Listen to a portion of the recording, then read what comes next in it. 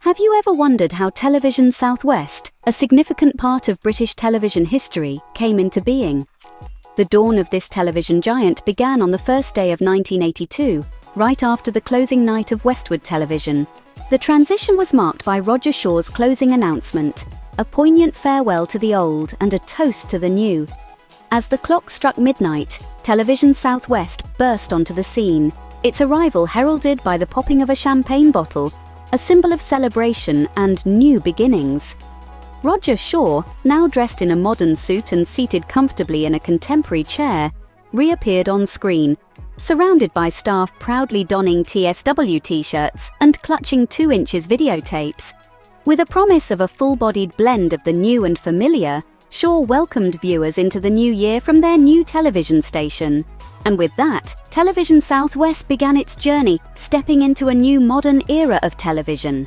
But did you know, Television South West's journey wasn't always smooth sailing? In the early 90s, a significant shift occurred in the way independent television, or ITV, contracts were awarded. Rather than being evaluated on merits and potential, contracts were now issued via a blind auction. This new system proved to be a stumbling block for Television South West. In October of 1991, it was announced that TSW had lost its franchise due to what the Independent Television Commission, or ITC, deemed an unrealistic business plan. This was tied to TSW's bid, which the ITC saw as excessively high. Undeterred, TSW decided to challenge the ITC's decision. They applied for a judicial review, arguing that their bid had been unfairly dismissed. TSW believed they were the victim of the ITC's alleged bias against renewing the franchise of Television South, even though it had the highest bid. On the other hand, Granada's franchise was renewed, despite being outbid. This legal battle was no small matter. It escalated all the way to the House of Lords, the highest court in the UK. However, in February of 1992, the case was rejected. This court case did bring about a change, though. It prompted the ITC to be more transparent about its business dealings.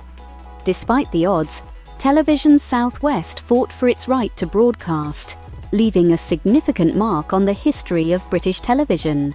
Like all good things, Television South West too had its end. The final day of 1992 marked not only the close of the year, but also the end of an era for British television.